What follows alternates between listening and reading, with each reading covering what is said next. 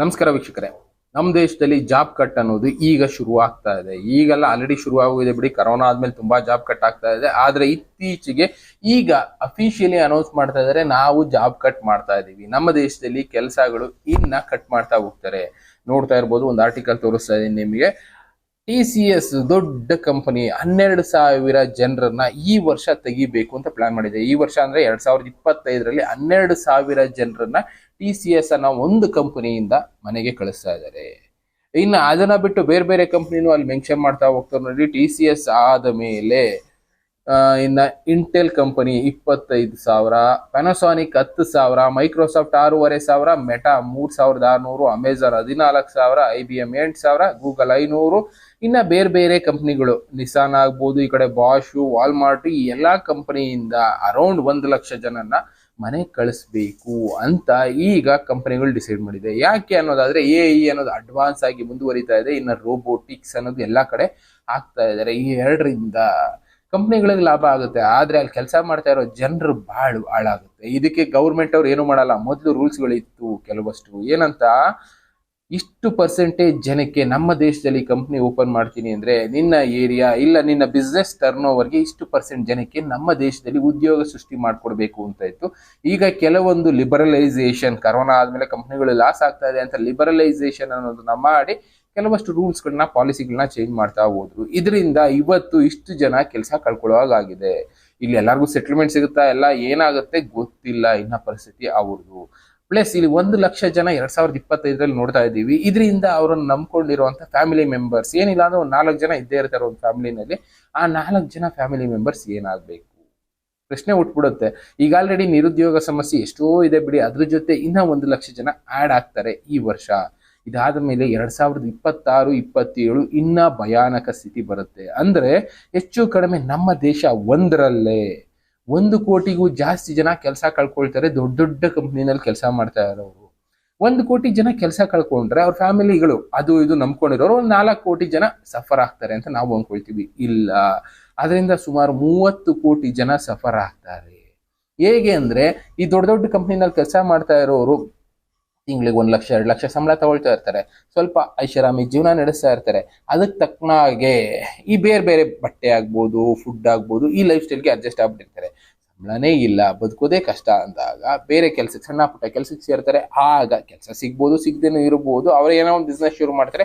Business competition ಅನ್ನೋದು ಉಂಟಾಗ್ಬಿಡುತ್ತೆ. ಸಣ್ಣ ಪುಟ್ಟ ಬಿಸ್ನೆಸ್ಗಳು ಈಗ ನೋಡ್ಬೋದು, ರೋಡ್ ಸೈಡ್ ಅಲ್ಲಿ ನೀವೇನಿಲ್ಲ ಅಂದ್ರೂ ಗಾಡಿಗಳಲ್ಲಿ ಈ ಸ್ನಾಕ್ಸ್ ಆಗ್ಬೋದು, ಫುಡ್ಗಳು ಡೆಲಿವರಿ, ಫುಡ್ ಮಾರೋದು, ಇದೆಲ್ಲ ಕಾಂಪಿಟೇಷನ್ ಯಾವ ಮಟ್ಟಕ್ಕೆ ಆಗಿದೆ ಅಂದ್ರೆ ಒಂದು ರೋಡಲ್ಲಿ ಒಂದಿದ್ದು 10 ವರ್ಷದ ಮುಂಚೆ ಈಗ 10 ಆಗಿದೆ. ಇನ್ನೊಂದ್ 2 ವರ್ಷಕ್ಕೆ 20 ಆಗ್ಬೋದು. ಅದೇ ರೋಡಲ್ಲಿ ಜನರು ಬಿಸ್ನೆಸ್ ಎಲ್ಲ ಆಗುತ್ತೆ. ಪ್ಲಸ್ ಬಿಸ್ನೆಸ್ ಮಾಡೋರೇ ಇಲ್ಲ ಅಂದ್ರೆ ಜನ ಎಲ್ಲೋಗ್ಬೇಕು? ಈ ತರ ಪರಿಸ್ಥಿತಿ ಎಲ್ಲ ಎದುರಿಸ್ಕೊಂಡು ಓವರ್ ಆಲ್ ಚೈನ್ ರಿಯಾಕ್ಷನ್ ಅಂತ ಹೇಳ್ತಾರಲ್ಲ, ಇವರು ಸಂಪಾದನೆ ಮಾಡಿದಿದ್ರೆ ಖರ್ಚು ಮಾಡಿರೋರು ಖರ್ಚು ಮಾಡೋದಕ್ಕೋಸ್ಕರ ಏನೇನೋ ತಗೊಂಡಿರೋರಲ್ಲ, ತಗೊಳ್ಳೋದ್ರಿಂದ ಎಷ್ಟೋ ಫ್ಯಾಮಿಲಿಗಳು ಬದುಕಿರೋದು. ಓವರ್ ಆಲ್ ಈ ಚೈನ್ ರಿಯಾಕ್ಷನ್ ಇಂದ ನಮ್ಮ ದೇಶದಲ್ಲೇ ಹತ್ತತ್ರ 30 ಕೋಟಿ ಜನಕ್ಕೆ ಇಂಪ್ಯಾಕ್ಟ್ ಆಗುತ್ತೆ. ಲೆಕ್ಕ ಹಾಕೊಳ್ಳಿ, 1 ಕೋಟಿ ಜನ ಕೆಲಸ ಕಳ್ಕೊಳ್ಳೋದ್ರಿಂದ 2026-27ರಲ್ಲಿ. ಇದಕ್ಕೆಲ್ಲ ಕಾರಣ ಏನು ಅಂತ ನೋಡೋದಾದ್ರೆ, ರೀಸೆಂಟ್ ಆಗಿ ಟ್ರಂಪ್ ಅವರು ಒಂದು ಹೇಳಿಕೆ ಕೊಟ್ರು, ಅಮೆರಿಕ ಅಧ್ಯಕ್ಷರು. ಏನಂತ, ಭಾರತೀಯರಿಗೆ ಆದಷ್ಟು ಕೆಲಸ ಕೊಡೋದನ್ನ ಕಡಿಮೆ ಮಾಡಿ. ಎಲ್ಲಿ? ಅಮೆರಿಕಾದಲ್ಲಿ ಗೂಗಲ್ ಆಗ್ಬೋದು, ಇನ್ನ ಮೈಕ್ರೋಸಾಫ್ಟ್, ದೊಡ್ಡ ದೊಡ್ಡ ಕಂಪ್ನಿಗಳಿದೆ. ಅಲ್ಲಿ ಯಾರ್ಯಾರಿಗೂ ಕೆಲಸ ಕೊಡ್ತಾ ಇದ್ದಾರೆ, ಎಲ್ಲಾ ದೇಶದವರು ಬಂದು ಕೆಲಸ ಮಾಡ್ತಾ ಇದ್ದಾರೆ. ಆದಷ್ಟು ಇನ್ನು ಮುಂದೆ ಲೋಕಲೈಟ್ಸ್ ಅಂದ್ರೆ ಅಲ್ಲಿ ಲೋಕಲ್ ಅಲ್ಲಿ ಇರೋರಿಗೆ ಕೆಲಸ ಸೃಷ್ಟಿಯಾಗ್ಲಿ. ಅನ್ಎಂಪ್ಲಾಯ್ಮೆಂಟ್ ಅನ್ನೋದು ಅಲ್ಲೂ ಇದೆ, ಅದಕ್ಕೋಸ್ಕರ ಲೋಕಲ್ ಅಲ್ಲಿ ಇರೋರು ಕೆಲಸ ಕೊಡೋಣ, ಬೇರೆಯವ್ರನ್ನ ಸ್ವಲ್ಪ ಅವಾಯ್ಡ್ ಮಾಡೋಣ ಅಂತ ಒಂದು ಈಗ ಇನ್ಫಾರ್ಮೇಶನ್ ಟ್ರಂಪ್ ಅವರು ಗೂಗಲ್, ಮೈಕ್ರೋಸಾಫ್ಟ್, ದೊಡ್ಡ ದೊಡ್ಡ IT ಕಂಪ್ನಿಗಳಿಗೆ ಹೇಳ್ತಾ ಇದ್ದಾರೆ. ಇದರಿಂದ ಎಷ್ಟೋ ಭಾರತೀಯರು ವಾಪಸ್ ಬರ್ಬೇಕಾಗುತ್ತೆ ನಮ್ಮ ದೇಶಕ್ಕೆ. ಇಲ್ಲೇ ಮೊದಲೇ ಕೆಲಸ ಇರೋದಿಲ್ಲ, ಇನ್ನು ಅವರು ಕೂಡ ಇಲ್ಲಿ ಬಂದ್ರೆ ಎಷ್ಟು ಅನ್ಎಂಪ್ಲಾಯ್ಮೆಂಟ್ ನಮ್ಮ ದೇಶದಲ್ಲಿ ಕ್ರಿಯೇಟ್ ಆಗುವುದು ಲೆಕ್ಕ ಹಾಕೊಳ್ಳಿ. ಇಂಥದ್ದೆಲ್ಲ ಫೇಸ್ ಮಾಡ್ಬೇಕಾಗತ್ತೆ ಇನ್ನೊಂದ್ 2 ವರ್ಷದಲ್ಲಿ. ಟ್ರಂಪ್ ಅವ್ರು ಯಾಕೆ ಹೇಳ್ತಾ ಇದ್ದಾರೆ, ಅವ್ರ ದೇಶನ ಅವ್ರು ಉದ್ಧಾರ ಮಾಡ್ಕೋಬೇಕು, ಅದಕ್ಕೆ ಏನೇನೋ ಮಾಡ್ಕೊಳ್ತಾ ಇದ್ದಾರೆ. ಬಟ್ ನಮ್ಮ ದೇಶದಲ್ಲೂ ಪಾಲಿಸಿಗಳನ್ನ ಮಾಡ್ಕೋಬೇಕಲ್ಲ. ಬೇರೆ ಬೇರೆ ದೇಶದ ಕಂಪ್ನಿಗಳು ಬಂದು ಇಲ್ಲಿ ಕೆಲಸ ಮಾಡಿಸ್ಕೊಳ್ತಾ ಇದ್ದಾರೆ ಅಂದ್ರೆ ಇಲ್ಲಿರೋರು ಕೆಲಸ ಕೊಡಬೇಕು ಅನ್ನೋ ಪಾಲಿಸಿಗಳು ನಮ್ಮ ದೇಶದವ್ರು ಮಾಡ್ಕೋಬೇಕಲ್ಲ. ಅದೇನ್ ಮಾಡ್ಕೋತಾರೋ ನೋಡ್ಬೇಕು. ಜನ ಕೇಳಲ್ಲ, ಅವ್ರು ಮಾಡಲ್ಲ. ನಮ್ಗೇನು ಅಂದ್ರೆ ಫ್ರೀಯಾಗಿ ಮೊಬೈಲ್ ಇದೆ, ಮೊಬೈಲಲ್ಲಿ ಹಿಂಗ್ ಅನ್ಕೊಂಡು ಕೂತ್ಕೊಳ್ತೀವಿ. ಫ್ರೀ ಸ್ಕೀಮ್ಗಳು ಗೌರ್ಮೆಂಟ್ ಅವ್ರು ಕೊಡ್ತಾ ಇದಾರೆ, ಫುಡ್ ಅದು ಇದು ಎಲ್ಲ ತಿನ್ಕೊಂಡು ನೆಮ್ಮದಿಯಾಗಿದ್ದೀವಿ. ಬಟ್ ಅದೇ ಒಂದಲ್ಲ ಒಂದಿನ ಇದಕ್ಕೆಲ್ಲ ಇಂಪ್ಯಾಕ್ಟ್ ಬಿದ್ದೇ ಬೀಳುತ್ತೆ. ಯೋಚನೆ ಮಾಡ್ತಾ ಇಲ್ಲ. ಅಮೇರಿಕಾ ಜಾಬ್ ಕಟ್ ಮಾಡ್ತಾ ಇದೆ ಇಂಡಿಯನ್ಸ್ದು, ಇಂಡಿಯಾದಲ್ಲೇ ಜಾಬ್ ಕಟ್ ಆಗ್ತಾ ಇದೆ ಬೇರೆ ಬೇರೆ ದೇಶದ ಕಂಪ್ನಿಗಳಲ್ಲಿ. ಓವರ್ ಆಲ್ ಆಗಿ ನಮ್ಮ ಭಾರತದಲ್ಲಿ ಏನಿಲ್ಲ ಅಂದ್ರೂ 5-6 ಕೋಟಿ ಜನ ಕೆಲಸ ಇಲ್ಲದೆ ಇರುವಂತ ಪರಿಸ್ಥಿತಿ ಬರುತ್ತೆ. 5-6 ಕೋಟಿ ಜನದಿಂದ ಎಷ್ಟು ಇಂಪ್ಯಾಕ್ಟ್ ಆಗ್ಬೋದು, ಸುಮಾರು ಒಂದು ಅಂದಾಜು ಲೆಕ್ಕಾಚಾರದ ಪ್ರಕಾರ ಮಿನಿಮಮ್ 50-60 ಕೋಟಿ ಜನಕ್ಕಂತೂ ಸಫರ್ ಆಗ್ಲೇಬೇಕಾಗುತ್ತೆ. ಬೇರೆ ಬೇರೆ ರೀತಿ, ಒಂದೇ ರೀತಿ ಅಂತ ಹೇಳ್ತಾ ಇಲ್ಲ, ಚೈನ್ ರಿಯಾಕ್ಷನ್ ಅಂತ ಹೇಳಿದೆ. ಆ ಚೈನ್ ರಿಯಾಕ್ಷನ್ ಇಂದ ಅಷ್ಟು ಸಫರ್ ಆಗ್ಬೇಕಾಗುತ್ತೆ ನಮ್ಮ ದೇಶದಲ್ಲಿ. ಲೆಕ್ಕ ಹಾಕೊಳ್ಳಿ, ಒಂದು ಜಾಬ್ ಕಟ್ ಅನ್ನೋದು ಏನೇನ್ ಮಾಡುತ್ತೆ ಅನ್ನೋದು. ಇದೆಲ್ಲ ಕೂಡ ಈಗ ಅಮೆರಿಕ ಅಧ್ಯಕ್ಷರು ಜಸ್ಟ್ ಶುಕ್ರವಾರ ಏನೋ ಒಂದು ಪ್ರೆಸ್ ಮೀಟ್ ಅಲ್ಲಿ ಹೇಳಿದ್ರು, ಇಂಡಿಯನ್ಸ್ಗೆ ಕೆಲಸ ಕೊಡೋದನ್ನ ಕಡಿಮೆ ಮಾಡಿ ಅಮೆರಿಕಾದಲ್ಲಿ ಅಂತ. ಅವ್ರು ಹೇಳ್ತಾ ಇದ್ದಾಗ ಇಲ್ಲಿ ಭಾನುವಾರ ಏನಾಯ್ತು, ನಾವು ಜಾಬ್ ಕಟ್ ಮಾಡ್ತೀವಿ ಅಂತ IT ಫೀಲ್ಡ್ಗಳೆಲ್ಲ ಅನೌನ್ಸ್ ಮಾಡಿದ್ರು. ಇಷ್ಟೇ ಇಲ್ಲಿರೋದು. ಅಮೆರಿಕ ಏನ್ ಹೇಳ್ತು, ಇಲ್ಲಿ ನಮ್ಮ ದೇಶದಲ್ಲಿ ಆಲ್ರೆಡಿ ಶುರು ಆಗೋಯ್ತು. ಅಲ್ಲಿನ ಹೇಳಿರೋದಷ್ಟೇ, ಇಲ್ಲಿ ಆಲ್ರೆಡಿ ಮಾಡೋಕೆ ಶುರು ಮಾಡ್ಬಿಟ್ಟಿದ್ದಾರೆ. ಒಟ್ಟಿನಲ್ಲಿ ಕೆಲಸ ಕಳ್ಕೊಂಡು ಜಾಬ್ ಇಲ್ಲದೆ ಪರದಾಡೋ ಪರಿಸ್ಥಿತಿ ನಮ್ಮ ದೇಶದಲ್ಲಿ ಬರುತ್ತೆ. ಇನ್ನ 1-2 ವರ್ಷದಲ್ಲಿ ಅದಕ್ಕೆ ಸಿದ್ಧ ಆಗ್ಬೇಕು. ಬದುಕೋದಕ್ಕೆ ಏನ್ ಬೇಕು, ಹೇಗ್ ಬದುಕಬೇಕು ಅನ್ನೋ ಪ್ಲಾನಿಂಗ್ ನ ಇವಾಗಲೇ ಮಾಡ್ಕೋಬೇಕಾಗತ್ತೆ. IT ಕಂಪನಿಗಳು 1 ಲಕ್ಷ ಜನರ ಕೆಲಸದಿಂದ ತೆಗಿತಾ ಇದ್ದಾರೆ. ಇನ್ನ ಮುಂದೆ ಇನ್ನ ಜಾಸ್ತಿ ಆಗ್ಬೋದು. ಅವ್ರು ಹೇಗ್ ಬದುಕಬೇಕು IT ಕೆಲಸ ಇಲ್ಲ ಅಂದ್ರೆ, ಲೆಕ್ಕ ಹಾಕೊಳ್ಳಿ. ಪ್ಲಸ್ ಇನ್ನ ಬೇರೆ ಬೇರೆ ಬಿಸ್ನೆಸ್ ಮಾಡ್ತಾ ಇರೋರು ಸಣ್ಣ ಪುಟ್ಟ, ಇವರು ಅದೇ ಬಿಸ್ನೆಸ್ ಬರ್ತಾರೆ ಸಣ್ಣ ಪುಟ್ಟ. ಯಾಕೆಂದ್ರೆ ನಾವು ನೋಡೋದಾದ್ರೆ ಎಷ್ಟೋ ಸಾಫ್ಟ್ವೇರ್ ಇಂಜಿನಿಯರ್ಗಳು ಸಣ್ಣ ಪುಟ್ಟ ಬಿಸ್ನೆಸ್ ಮಾಡ್ಕೊಂಡು ಬದುಕ್ತಾ ಇದ್ದಾರೆ.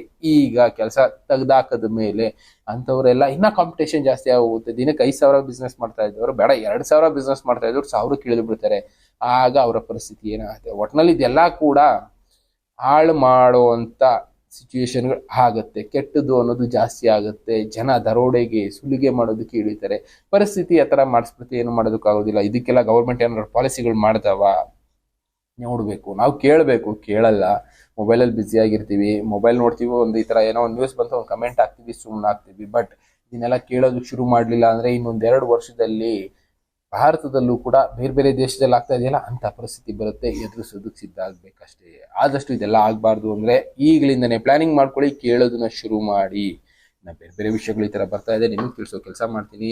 ಥ್ಯಾಂಕ್ ಯು, ಮತ್ತೆ ಸಿಗ್ತೀನಿ.